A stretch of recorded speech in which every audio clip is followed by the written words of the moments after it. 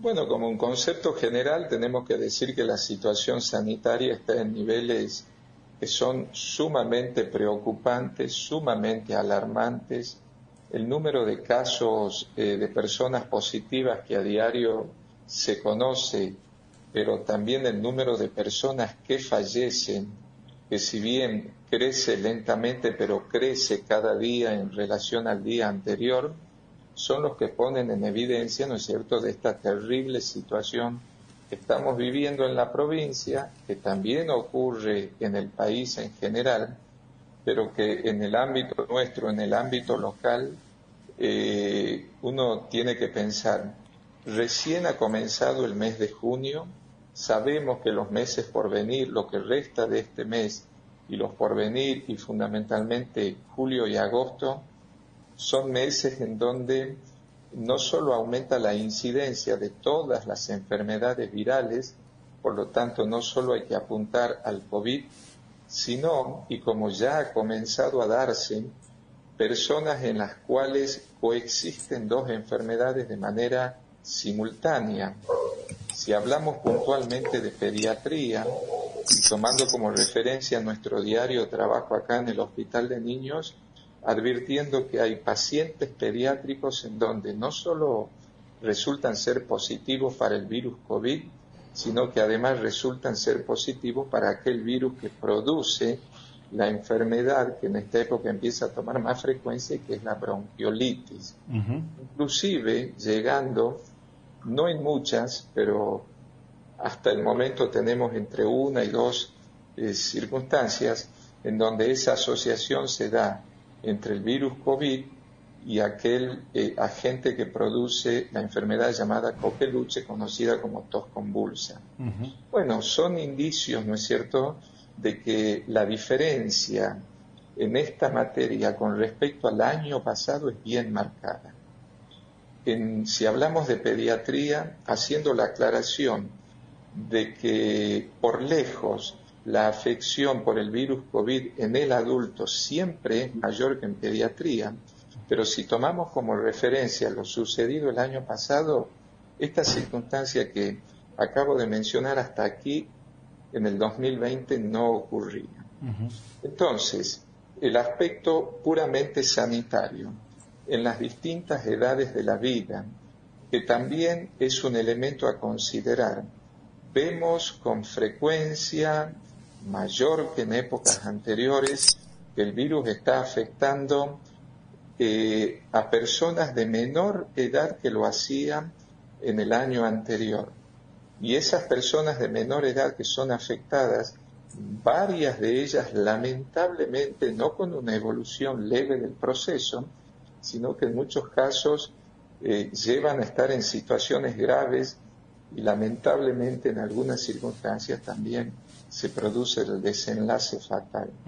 Entonces, se ha corrido, tendríamos que decir en un análisis objetivo de la situación, se ha corrido hacia abajo el número, la cantidad de personas afectadas por el virus, incluyendo a lo que denominamos los adultos más jóvenes, los adolescentes, incluso tenemos conocimiento de pacientes de 22 años, por ejemplo, de un poco más de 30, y estos casos que comentaba anteriormente sobre el aumento en la incidencia de los niños, es decir, en la edad pediátrica. Doctor, pensando en el escenario futuro, usted el año pasado, cuando estábamos entrando en el momento más crítico de Tucumán, hablaba de la necesidad de endurecer restricciones, admitiendo, bueno, lo que eso, la complejidad que eso tenía en un contexto social. Acá hemos hablado en estos meses con la doctora Adriana Bueno, creo que con usted también, sobre el mismo tema, y usted admitiendo, bueno, lo complejo que es ante la situación social tomar medidas restrictivas. Pero en este escenario que tenemos a futuro y con estos números y este cuadro que usted está señalando, ¿cuál piensa que es el camino que hay que tomar? Mire, uno siempre tiene que trabajar de aquello que se dispone verdaderamente para que así una medida pueda ser efectiva y de aquello, ¿no es cierto?, que existe y que puede resultar desde la acción médica como efectiva. ¿Cuál sería el primer punto? El primer punto es resaltar una vez más la importancia que tiene la responsabilidad personal en el cumplimiento de todas aquellas medidas que ampliamente han sido difundidas y que son conocidas por todos, y que estamos hablando en ese caso del uso constante del barbijo, el barbijo bien usado, no aquel que solamente se lleva en el cuello a modo de bufanda o que solo tapa la boca y deja descubierta la nariz, sino el adecuado uso del barbijo.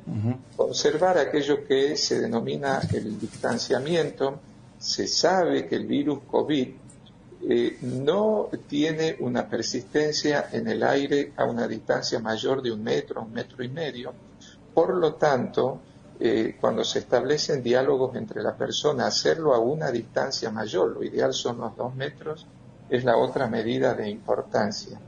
La frecuente y constante higiene de las manos, evitar tocarse la boca, la nariz y también usar algún protector que cubra los ojos, son las medidas que hasta aquí aparecen como las necesarias para hacer en este tiempo. ¿Por qué hablamos y hacemos hincapié en la boca, la nariz y los ojos? Porque son los 3 lugares por donde habitualmente el virus que genera la pandemia en este tiempo puede llegar a ingresar en el organismo. Ahora, ¿cuál sería la situación ideal para hacer frente verdaderamente a esta situación de pandemia? Indudablemente que lo es la vacuna. Claro. La vacuna es aquella situación que determina una expectativa verdadera, real, para enfrentar esta situación, porque determina, ¿no es cierto?, la inmunización, y para que tenga que haber una buena inmunización, se necesita de las 2 dosis de la vacuna administrada. Lamentablemente, y como están dadas las circunstancias, y ese es el otro aspecto que nos hace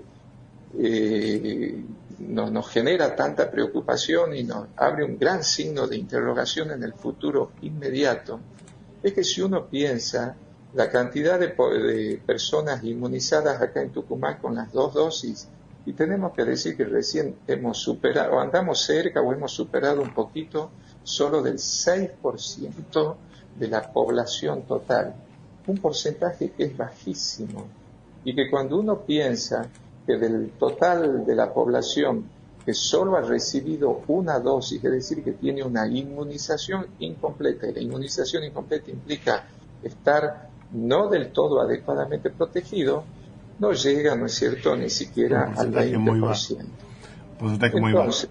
Entonces, ante ese panorama, y para colmo, que es una situación que la hemos dado a conocer ayer mejor dicho, y hemos expresado con enorme inquietud de que desde el CIPROS y desde el Ministerio de Salud se está conminando prácticamente al personal de salud a indicar ante consultas de pacientes y en quienes se interpreta son portadores del COVID, la administración de una serie de medicamentos que no tienen el sustento y el aval científico necesario para ser utilizados en estas circunstancias.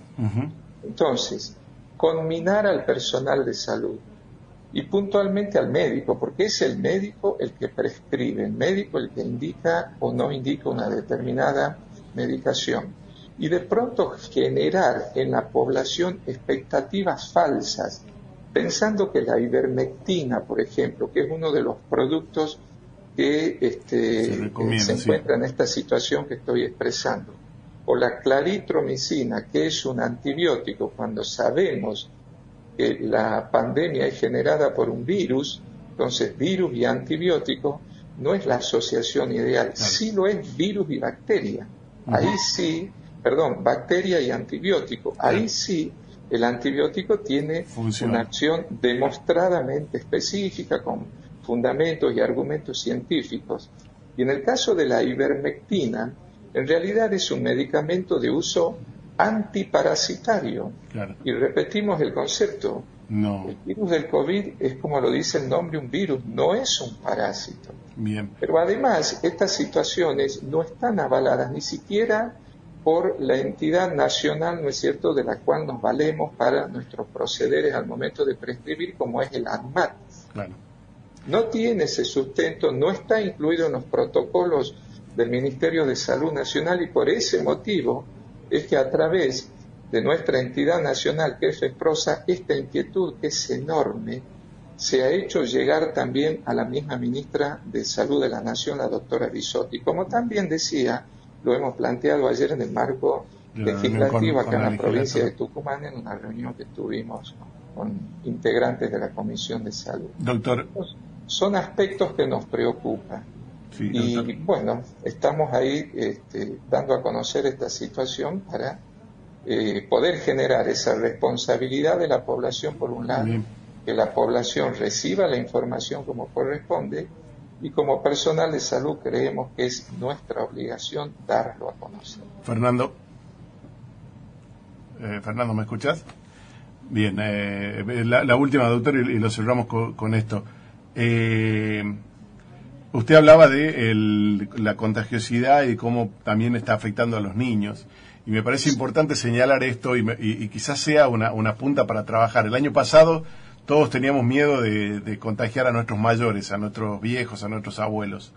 Y bueno, es como que ese miedo ha desaparecido por el tema de la vacunación o porque le hemos perdido miedo al virus, quizá. Sería un buen elemento esto, ¿no? De trabajar, porque se pretende, o por ahí se instala la idea de que los chicos son los que han traído el virus a la casa, yendo a la escuela, y me parece que el virus está entrando a la casa por los adultos, y los chicos se están contagiando por los adultos. Entonces me parece que la responsabilidad de cuidarse va por ese lado, ¿no? Por no contagiarlos a ellos. Exactamente. El concepto que manejamos en pediatría es que cuando un niño en el seno familiar aparece con síntomas o se encuentra infectado y se demuestra después de manera fehaciente con la determinación de los estudios que se llaman PCR, es porque seguramente hay un adulto en la casa que es el que también es positivo y es el que porta la enfermedad y ha sido el que en definitiva, ¿no es cierto?, ha generado el contagio. Entonces, es correcta esa apreciación. Por eso, no solo es cuestión de poner en evidencia una situación como la que estamos viviendo en este tiempo, sino que esto debe servir al adulto o a la familia en general para que todas aquellas medidas tan necesarias a tener en cuenta en este tiempo, no solo las lleve a cabo el adulto, sino que también se involucre a los niños. La Sociedad Argentina de Pediatría ya habla de que los niños con características de crecimiento y desarrollo normales, que no tienen, por ejemplo, enfermedades de orden neurológico o de otra naturaleza, es conveniente que comiencen a usar barbijo a partir de los 2 años de edad. De igual manera que lo hace el adulto. Entonces, esto está dado porque se ha visto, ¿no es cierto?, esta relación que estamos analizando.